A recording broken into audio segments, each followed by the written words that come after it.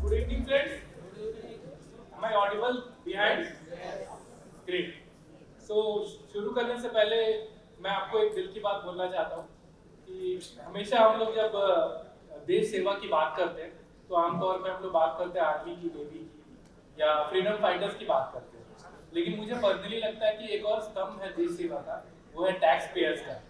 और mutual fund distributors की बात करूँ तो इंडिया में टॉप 2500 डिस्ट्रीब्यूटर्स ने लास्ट ईयर 2200 करोड़ का जीएसटी भरा। तो big round of applause for all of you क्योंकि you are making the nation. दोस्तों शुरू करते हैं।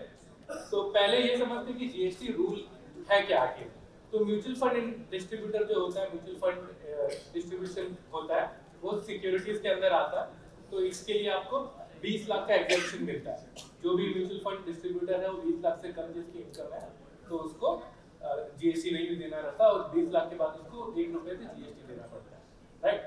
सो बहुत सारे डिस्ट्रीब्यूटर्स का ये भी मानना है, मैंने देखा है कि बोलते हैं कि ये जो जीएसटी का बर्डन है ये एंड इन्वेस्टर पे होना चाहिए लेकिन डिस्ट्रीब्यूटर पे नहीं होना चाहिए।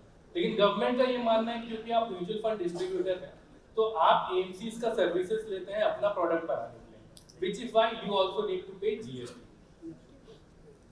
आगे बढ़ते हैं दोस्तों। 20 लाख का एग्जेम्पशन सारे स्टेट्स के लिए एप्लीकेबल नहीं है। 4 स्टेट्स के लिए ये 10 लाख का है, मिजोरम, मणिपुर, नागालैंड और त्रिपुरा। ये एग्जेम्पशन किसके लिए एप्लीकेबल है?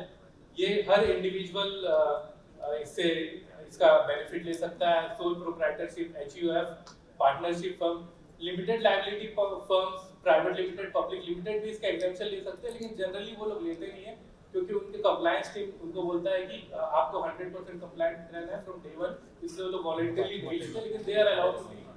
ऐसे भी कुछ डिस्ट्रीब्यूटर हो सकते हैं जो ई कॉमर्स सर्विस देते हैं, जैसे कि अगर आपका खुद का वेबसाइट है और आप अपने वेबसाइट से पेमेंट गेटवे के साथ आपने इंटीग्रेट करके आप ट्रांजैक्शन करा रहे हैं तो आपको ये एग्जेम्पशन नहीं मिलेगा। लेकिन अगर आपने एपीआई इंटीग्रेट करके रखा है एनएससी, बीएससी या एफएफयू का तो आपके लिए एग्जेम्पशन एप्लीकेबल रहेगा। ओवरसीज और एनआरआई डिस्ट्रीब्यूटर्स के लिए भी ये 20 लाख का एग्जेम्पशन एप्लीकेबल नहीं रहेगा। तो ये 20 लाख का थ्रेशोल्ड जो है वो कैलकुलेट कैसे करना? तो आपको मोटा मोटा हर इनकम सोर्सेज को इंक्लूड करना है, बीट, पीएमएस, एआईएफ, इंश्योरेंस, आपको सब कुछ इंक्लूड करना है अपना 20 लाख का इनकम गिनने के लिए, राइट। तो म्यूचुअल फंड जो प्रोडक्ट होता है वो बोलता है कि जो भी आपको कमीशन मिलता है वो जीएसटी, हर चीज इंक्लूसिव ऑफ प्रोडक्ट है, इंक्लूसिव ऑफ टैक्सेस है। मतलब 100 रुपए अगर आपको म्यूचुअल फंड कंपनी देना है तो इसमें आपको टैक्स बर्डन आपका ही होता है।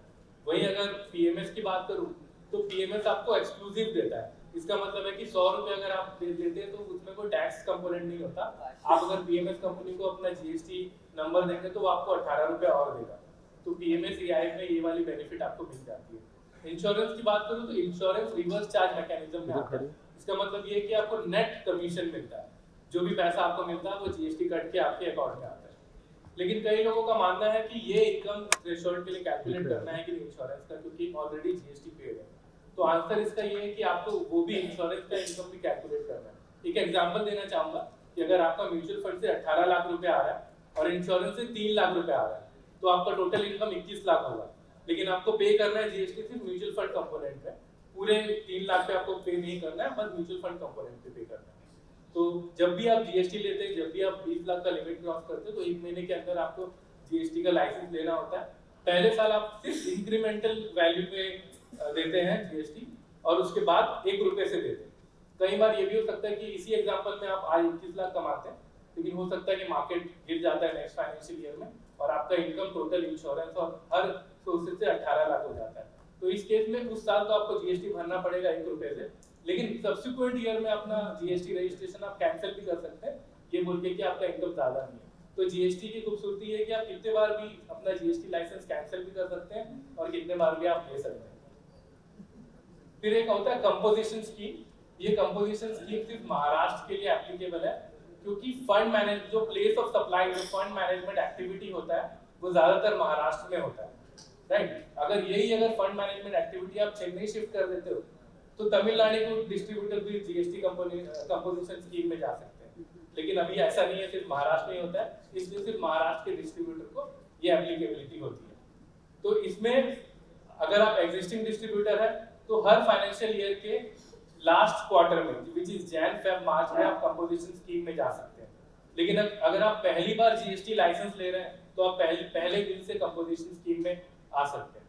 इसके कुछ बेनिफिट होते हैं, जैसे कि आपको कंप्लायंस कम होता है जीएसटी का, आपको एक ही बार रिटर्न फाइल करना पड़ता है साल में, और क्वार्टरली पेमेंट करना पड़ता है। इसमें आपको 6% टैक्स देना पड़ता है, which is lower than the 18%, तो इससे आपका थोड़ा पैसे बच जाते हैं। लेकिन ऑन द अदर हैंड इसमें लिमिटेशन ये है कि इसमें आईटीसी आप इनपुट टैक्स क्रेडिट नहीं ले सकते। दूसरी बात, अगर आप पीएमएस कंपनी से जो आपको 18 रुपए मिल रहा था वो इसमें नहीं मिलेगा। गवर्नमेंट इसकी इजाजत नहीं देता कि आप किसी से 18 लेके उनको 6% दें, आप उनसे पैसे नहीं ले सकते। इनफैक्ट अगर आप कंपोजिशन स्कीम में आपको पीएमएस से 100 रुपए मिल रहा है तो 6 रुपए आपको अपनी जेब से देना पड़ेगा, तो आपके लिए इफेक्टिव नेट कमीशन 94 हो जाएगा, 6% आपको गवर्नमेंट को देना पड़ेगा। तो आगे बढ़ते हैं दोस्तों, कंप्लायंस की बात करते हैं।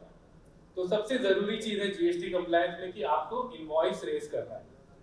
आपका सर्विस कोड होता है 997152, तो ये कोड के तहत आपको इनवॉइस रेज करना है। ज्यादातर डिस्ट्रीब्यूटर एक्सटर्नल सोर्सेज पे रिलाई करते हैं, जैसे आरटीएस के पास भी ऑप्शन होता है इनवॉइसिंग का, लेकिन मेरा मानना है कि आपको खुद से ये इनवॉइसिंग करना चाहिए, क्योंकि आप ज्यादा कंप्लायंट रहेंगे, क्योंकि आपके ऊपर लायबिलिटी है जीएसटी पे करने का, किसी और पे नहीं है, तो you have to take care of that. तो आपके इनवॉइसिंग में क्या क्या कंपोनेंट होना चाहिए? आपका नाम होना चाहिए, एड्रेस होना चाहिए, प्रिंसिपल प्लेस ऑफ बिजनेस का जहां से आप ऑपरेट करते हैं, जीएसटी नंबर होना चाहिए आपका और एएमसी का भी, जीएसटी नेम एएमसी, जिस भी एएमसी के लिए आप रेज करेंगे तो आप उसका एएमसी का नाम लिखेंगे। प्लेस ऑफ सप्लाई महाराष्ट्र होगा, क्योंकि ज्यादातर एएमसी का फंड मैनेजमेंट एक्टिविटी जो होता है वो महाराष्ट्र में होता है। टैक्स डिस्क्रिप्शन आपको देना है कि कितना टैक्स आपने काटा है और कितना एब्सोल्यूट टर्म्स में कितना टैक्स है, परसेंटेज में कितना है, एसजीएसटी कितना है, आईजीएसटी कितना है, तो इसका पूरा आपको डिटेल उसमें देना पड़ेगा। और सिग्नेचर आपका होना चाहिए, ऑथराइज सिग्नेचर। अगर आप ई इनवॉइस जनरेट करते हैं तो इस सिग्नेचर की रिक्वायरमेंट खत्म हो जाती है। दूसरी सबसे जरूरी चीज है जीएसटी के लिए कि आपको बुक ऑफ अकाउंट्स मेंटेन करना है। बुक ऑफ अकाउंट्स मतलब होता है कि आपको सेल्स, परचेज और बैंक अकाउंट का डिटेल देना पड़ता है। म्यूचुअल फंड डिस्ट्रीब्यूटर में sales is basically your commission, purchases is basically your expenses, और नेट जो इनकम है वो नेट बैंक अकाउंट में आ जाता है। तो ये आपको डिटेल मेंटेन करके रखना पड़ेगा। ये जो है आप वो इलेक्ट्रॉनिक फॉर्म में भी मैनेज रख सकते हैं, लेकिन पॉइंट ये है कि आपको इसका बैकअप बना के रखना पड़ेगा। तो आप ऐसा नहीं कि सिर्फ आप अपने ही कंप्यूटर में रख रहे हैं, आपको दूसरे भी कंप्यूटर में रखना पड़ेगा। या बेस्ट ये होता है कि आप क्लाउड सर्विसेज हायर कीजिए और आई क्लाउड या अमेजन अजूर में रखिए, तो इससे ज्यादा आपको कहीं से भी आप एक्सेस कर पाएंगे। ये जो रिकॉर्ड है ये प्रिंसिपल प्लेस ऑफ बिजनेस में मेंटेन करना पड़ेगा। अगर आपके 2-3 ऑफिस है लेकिन एक ही ऑफिस में आप मेंटेन करेंगे तो चलेगा। और ये बुक ऑफ अकाउंट जो है ये आपको 72 मंथ्स का रखना पड़ेगा। इसका मतलब 6 साल के लिए आपको ये पूरे डिटेल रखने पड़ेंगे। और ये जितने भी बुक ऑफ अकाउंट है ये आपको मशीन रीडेबल फॉर्म में होना चाहिए, ताकि गवर्नमेंट आपसे कभी भी मांगे तो वो उनको आप दे पाए। अगर आप पासवर्ड रखते हैं तो पासवर्ड आपको पूरा शेयर करना पड़ेगा गवर्नमेंट के साथ, तो बी केयरफुल। इससे कंप्लायंस बहुत ज्यादा जरूरी होता है कि कभी भी आपके यहाँ जीएसटी ऑफिसर आ सकते हैं और ये सब डिमांड कर सकते हैं। अदर इंपॉर्टेंट इंफॉर्मेशन कुछ देना चाहूंगा मैं कि आपको एक डेडिकेटेड, जैसे आरआईएस के लिए जरूरी है कंप्लायंस ऑफिसर अपॉइंट करना, वैसे म्यूचुअल फंड डिस्ट्रीब्यूटर्स को भी इस लाइन में सोचना चाहिए कि आप लोगों को भी एक कंप्लायंस ऑफिसर रखना चाहिए जो आपका सेबी, जीएसटी, एमपी जितना भी कंप्लायंस है वो उसके लिए रिस्पॉन्सिबल होगा। तो इससे आपका बर्डन कम होगा, आप बिजनेस पे ज्यादा अच्छे से फोकस कर पाएंगे। दूसरी बात कि आपको जीएसटी अगर रेगुलर में है तो आपको साल में 24 बार रिटर्न फाइल करना पड़ता है। इसका मतलब महीने में तो 11 तारीख के पहले और 20 तारीख के पहले। तो इस डेट का भी आप ध्यान रखिए, क्योंकि इससे डिले होगा तो आप लोगों को पेनल्टी लग सकता है। दूसरी बात, नॉन कंप्लायंस अगर होता है तो आपको सेक्शन 73 या सेक्शन 74 के तहत पेनल्टी लग सकता है। सेक्शन 73 जो होता है वो tax not paid due to lack of awareness होता है। सेक्शन 74 होता है tax not paid due to wilful default. तो सेक्शन 74 इज वेरी हार्श, इसमें बहुत ज्यादा पेनल्टी लग सकता है और बहुत ज्यादा इंटरेस्ट रेट भी गवर्नमेंट ले सकती है। तो you have to be very careful about this. इससे कंप्लायंस करना बहुत ज्यादा जरूरी है। जो रेगुलर टैक्स पेयर है वो इनपुट क्रेडिट्स ले सकते हैं। इसके लिए ऑफ कोर्स आपको इनवॉइसिंग करना है, इनवॉइस का पूरा डिटेल आपको संभाल के रखना है। आपको कैश ट्रांजैक्शन नहीं करना है। अगर आप कैश ट्रांजैक्शन करते हैं बिजनेस में तो वो आप उससे जीएसटी क्रेडिट नहीं ले पाएंगे। दूसरी बात कि थोड़ा बहुत आपको मालूम है कि आप internet bill, official expenses, utility bills पे आप इनपुट टैक्स क्रेडिट ले सकते हैं, लेकिन ये ज्यादा सब्सटेंशियल नहीं होता। तो इसको बढ़ाने के लिए क्या करना चाहिए कि ऐसे सर्विसेज में भी आपको बिल रेज करना है जहां आप रिसिपिएंट हैं। जैसे आपने किसी लॉ सर्विस को हायर किया है कुछ कंसल्ट करने के लिए, लॉ सर्विसेज के लिए जीएसटी बिल रेज करना मैंडेटरी नहीं है। तो अगर आपको बिल नहीं मिलेगा तो आप इनपुट टैक्स क्रेडिट कैसे लेंगे? लेकिन बीइंग अ रिसिपिएंट आप इनवॉइस जनरेट कर सकते हैं और उस पर इनपुट टैक्स क्रेडिट ले सकते हैं। और कौन सा तरीका होता है इनपुट टैक्स क्रेडिट का? जो सीए का जो फी होता है, आपने प्रोफेशनल सीए रखा होगा, उनका फी है, उसमें जीएसटी कंपोनेंट है, उससे आप इनपुट टैक्स क्रेडिट ले सकते हैं। इवेंट में जैसे आप कैफे म्यूचुअल के आए हैं, उसमें भी जीएसटी कंपोनेंट है, उसका भी आप इनपुट क्रेडिट ले सकते हैं। ट्रैवल करते हैं, साल में हम में से ज़्यादातर 4 से 5 बार फ्लाइट में ट्रैवल करते हैं, इधर उधर जाते हैं, दीपक भी बहुत ज़्यादा घूमते हैं। तो इसका जो भी बिल है आप टैक्स इनवॉइस रखेंगे तो मोटा मोटा आप कुछ सब्सटेंशियल सेविंग्स कर पाएंगे। और सबसे एक और चीज़ है कि इलेक्ट्रॉनिक्स का जब भी आप परचेज करें तो आप ऑफिस के नाम पे कीजिए। आप कभी लैपटॉप लेते हैं, कंप्यूटर लेते हैं, मोबाइल फ़ोन लेते हैं, कुछ भी लेते हैं, तो उसका ऑफिस के इससे लीजिए ताकि आप इस पर जीएसटी कंपोनेंट में आप इनपुट टैक्स क्रेडिट ले सकें। तो ये सब करके आप मोटा मोटा 50 से 60 हज़ार रुपये इनपुट टैक्स क्रेडिट ले सकते हैं साल का। अगर भगवान न करे आपको नोटिस आ गया तब क्या करना है? तो नोटिस आता है तो उसमें 3 कंपोनेंट होता है दोस्तों, टैक्स, इंटरेस्ट एंड पेनल्टी।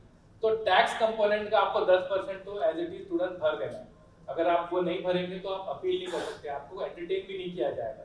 तो तुरंत आपको जैसे ही नोटिस आता है आप टैक्स कंपोनेंट का 10% गवर्नमेंट को दे देंगे। दूसरी बात, आप फाइल कर सकते हैं अपना एपिलेट में। Appellate is nothing but GST commissioner के साथ हियरिंग होता है, तो आप वो कर सकते हैं। इसके लिए आपको मोटा मोटा 4 महीने का टाइम मिलता है, 3 महीने का टाइम मिलता है और 30 दिन का ग्रेस पीरियड मिलता है। तो इसके बीच ही आपको ये अपील करना होता है। अगर आपकी गलती नहीं है तो आपको रिलेवेंट डॉक्यूमेंट के साथ जाना है और अपना पॉइंट रखना है। अगर आपकी गलती है, अगर आपने आपका 20 लाख लिमिट क्रॉस हो चुका था और आपने नहीं लिया, तो आपको एक ही बात बोलना, आई वाज अनअवेयर, और कोशिश करना है कि आप सेक्शन 73 में जाए।